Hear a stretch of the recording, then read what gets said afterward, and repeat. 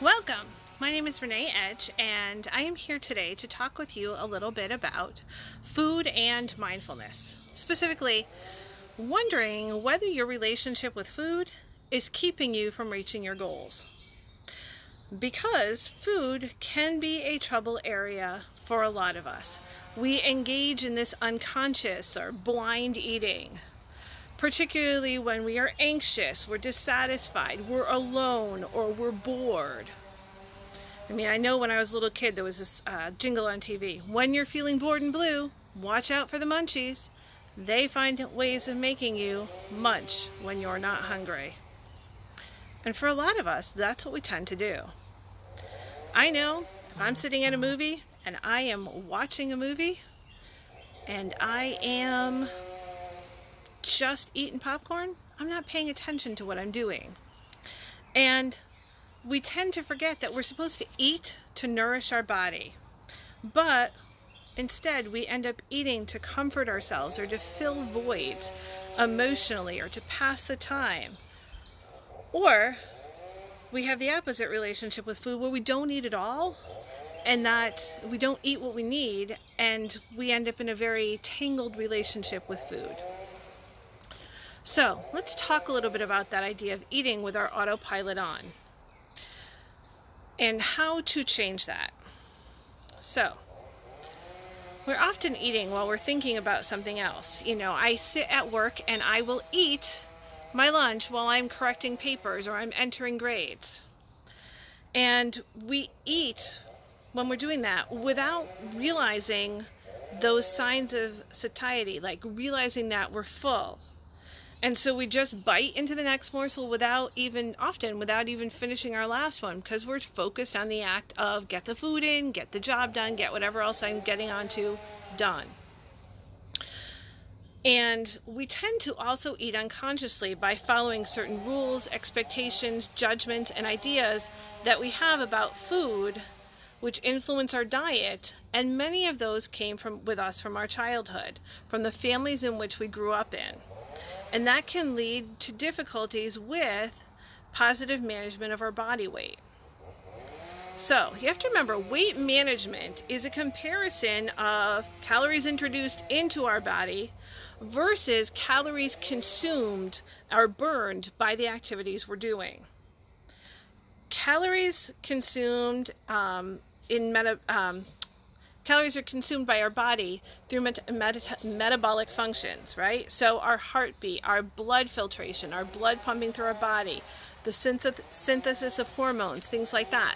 All those autonomic functions. We also burn calories through, as we know, exercise, the activities of our day.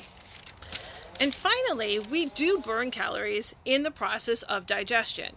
So those three things, digestion, exercise, and autonomic functions, are the ways in which our body consumes calories, burns those calories for energy. So, we have a problem right now in our society because we have an ingestion versus a use discrepancy. We are often ingesting far more than we need. And this happens because we're living far more sedentary lives than we used to. There's automation of a lot of activities that people used to do independently. We're eating calories that are a lot higher, foods that are a lot higher in calories and sugar than we have in the past. We have very hectic lifestyles where we're not having the time to really focus on our food and what we are eating. And we also have a lot of bad habits that we may have picked up in childhood. Because remember, metabolism, food choices, tastes, those things actually start developing while a baby is still in utero. So what do we do? Often people try and solve this by having a low-calorie diet. So they cut down their diet, so they're eating a very low-calorie diet. And the brain and the body discovers it has very little food and tries to save calories by reducing the metabolic rate. So most people who go on drastic diets like that return to their initial weight within 12 to 24 months, if not gaining additional weight. When you battle calories and you're constantly counting calories, every meal becomes a triumph or a failure. We're thinking, oh, I ate this wrong thing and it contains too many calories and I shouldn't have eaten it. And every meal becomes that battle.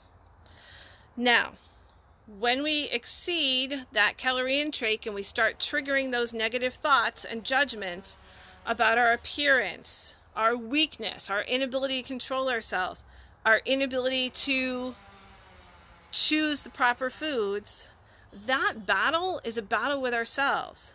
And we end up blaming ourselves, and that results in us, developing that sense of, I don't like myself, I don't love myself as much. And all of that is actually really destructive in the process of trying to get control of your weight and getting control of what you're putting in and out of your body. So, you know what happens when we do that, though? We feel bad, we feel ashamed, and we try to address that shame by comforting ourselves. And where do most of us go back to for comfort? Oh wait, we go back to food. So we're going to talk a little bit about mindfulness and how mindfulness gives you that chance to break the cycle. Okay? Because mindfulness is going to increase your sense of fulfillment and appreciation for food.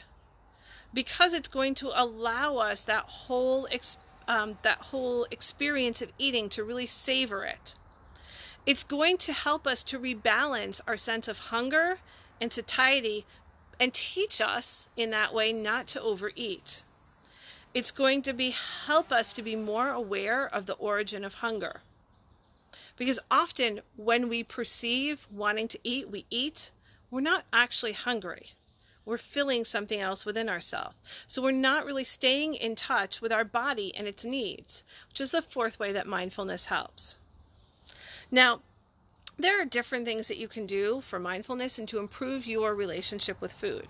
One of those is to begin the process of food meditation, because that can help you improve your relationship with food. Food meditations are about rediscovering taste and savoring what you eat. It's going to allow you to rediscover what it means to nourish your body with care and attention. Okay? We do that almost by eating in slow motion. It's putting one bite in, paying attention to that bite of food, chewing it slowly, savoring the taste of it, as opposed to the way in which many of us tend to eat, which is, oh, quick, my lunch is almost done and I got to get this in as fast as possible. We're not really tasting our food. We're not really paying attention to what our body needs. Mindful eating is really paying attention to our way of feeding ourselves without judging. We're recognizing any unnecessary thought or emotion with regard to eating and letting them go. And that can be a really hard thing to do, is to take that thought and emotion and take it out of the process of eating. It's understanding that our internal processes and external events can affect our relationship with food. We develop habits and behaviors as a result of things that we are doing. And I know as a teacher, when I was first teaching and I was in a really stressful job, I had a bag of candy in my desk. It was supposed to be prizes for my students, but I would end up eating 90% of the bag almost all the time because I was using that as my method of coping with the stress of the job. And that wasn't very effective, and it caused me to develop a really negative relationship with candy. So you have to be aware of what you're putting in your body and why you're putting it in that moment. The other hard part of this for me was always accepting my body as it was in the moment. When I was in my early 20s, I had a lot of things going on with my body and biochemically, and my body went through a huge shift very quickly. And I gained 50 pounds in less than a year as a result of all of the struggles that I was having with my hormones and my body chemistry. Now, I didn't love myself. And I considered myself overweight, and I didn't like myself, and I really struggled with my relationship with food as a result. And I've spent years thinking that if I could only control myself enough, that this would fix. Except it hasn't, because I didn't accept my body for what it was in that moment, in that last 25 years, honestly. I didn't accept my body for what it was. And I was battling my body as a result of that. And I created a really vicious circle for myself where I had a really, really negative view of myself. And I had a really bad attitude about my weight, and I had a really bad attitude about food. And if you getting to that point where I learned how to love myself in this moment, is actually helping me in the weight loss process, because it's become easier, because what's on that scale is less important than me developing a healthy relationship with food and me interacting with food in a way that's about nourishing my body. So, before I close out for today, I'm going to give you a couple of guidelines for eating mindfully. First, pay attention to the way that you're nourishing yourself. What's going in your body and why are you putting it in there? Observe our desires with regard to food and urges. Okay? What's putting that urge in motion? Do we really want what we're thinking we want to eat? What do we think we're going to get by eating it?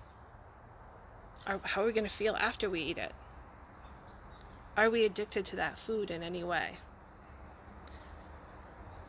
And if we're going to choose to eat it, can we control ourselves and only eat a small amount? This is still a battle for me with some things, particularly popcorn. Third step, shop truly aware. Don't go to the grocery store hungry. Don't go to the grocery store frustrated or upset. Be planful. Go in with a list of what you want. Think about what you want to feed your body that week. Think about what is it going to be included in a balanced diet, and shop aware.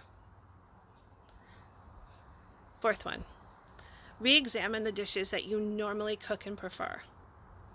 There are lots of ways to take a look at the dishes you enjoy and to tweak them to help them to be a little bit healthier.